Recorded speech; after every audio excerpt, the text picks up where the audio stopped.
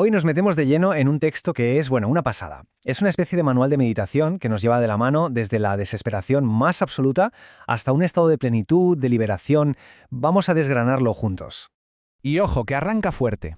La primerísima frase ya es toda una declaración de intenciones. Nos promete contarnos cómo coger el vacío, el sinsentido de la vida, y darle la vuelta por completo para convertirlo en significado. No estamos hablando de teoría, ¿eh? Esto se presenta como una guía práctica. Y como en toda gran historia, el viaje arranca en el peor sitio posible, en la crisis total. El texto lo llama, tal cual, la vida sin sentido. Es ese momento en que todos los pilares que parecían sostener nuestra existencia, pues se vienen abajo, uno detrás de otro. El primer golpe es tremendo. La primera conclusión a la que se llega es brutalmente simple. Si todo, absolutamente todo, termina con la muerte, ¿qué sentido real tiene cualquier cosa que hagamos? Es la pregunta que lo dinamita todo desde el principio. Después de ese mazazo, cae la siguiente columna que sostenía el edificio. La idea de Dios, ese anclaje para tantas personas que da orden y propósito al universo, de repente se vuelve incierta. Ya no es una roca sólida, es algo que se tambalea. Y para rematar, hasta la fe, ese último refugio personal, se demuestra que es inestable. El texto la pone al mismo nivel que la razón o los sueños, algo que va y viene, que cambia, que no ofrece un agarre firme. Así que en 3 pasos, ¡zas!, nos hemos quedado sin suelo. El vacío es total.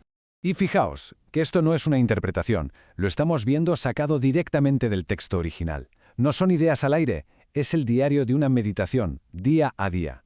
Se ve la crudeza con la que el autor se enfrenta a ese vacío, sin filtros, documentando su propio descenso a la incertidumbre. Pero claro, cuando se toca fondo, a veces es cuando se empieza a mirar hacia arriba.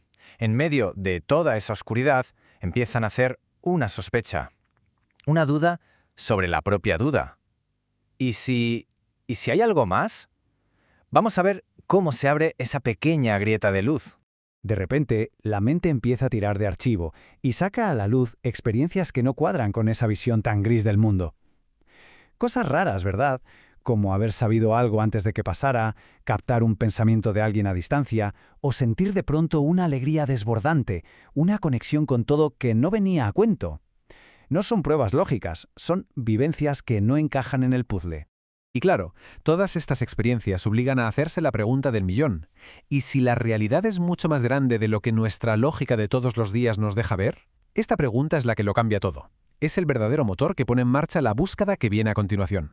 Y esa búsqueda lleva a la revelación más importante de todo el texto, al descubrimiento de una energía interior que el autor va a llamar la fuerza. Y aquí, de verdad, la perspectiva da un giro de 180 grados. Fijaos bien en cómo se define esto de la fuerza, porque es muy interesante. No se habla de algo etéreo o místico, se describe como algo casi físico, una energía que corre por el cuerpo, más veloz e intensa que la propia sangre. Es la llave, dice el texto, para estar de verdad despierto, y se puede usar para tener más vigor y, sobre todo, más comprensión. Pero la cosa no se queda ahí, como vemos aquí en el propio texto. Esta fuerza no es algo que simplemente está, y ya está. Es que se puede controlar, se puede dirigir y concentrar a voluntad. Y esto es un cambio de paradigma total. Pasamos de ser meros espectadores de lo que nos pasa por dentro a ser los pilotos de nuestra propia conciencia. ¿Vale? ¿Y cómo funciona esto?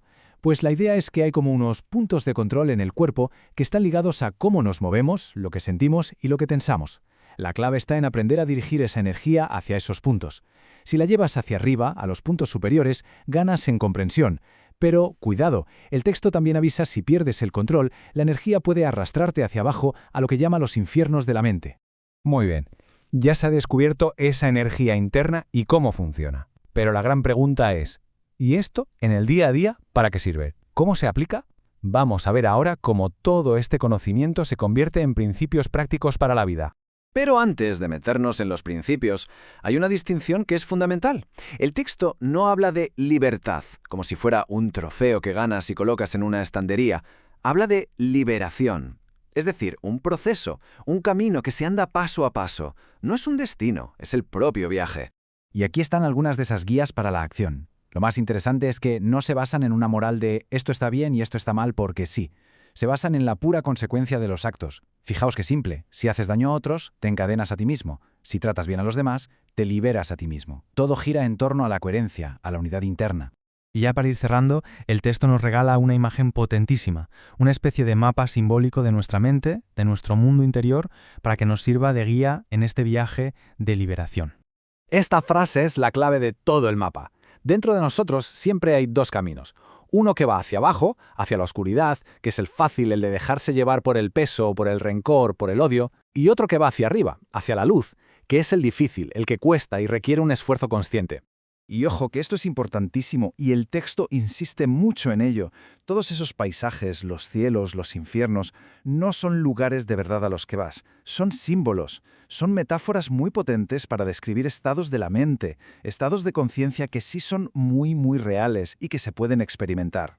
Y terminamos con esta frase, que es la última del texto, y es, bueno, para darle vueltas. Viene a sugerir que el ser humano de hoy, con su obsesión por volar hacia afuera, por explorar el universo y las estrellas, quizás sin saberlo, está siendo empujado hacia el único viaje que de verdad importa, el viaje hacia el centro luminoso de uno mismo.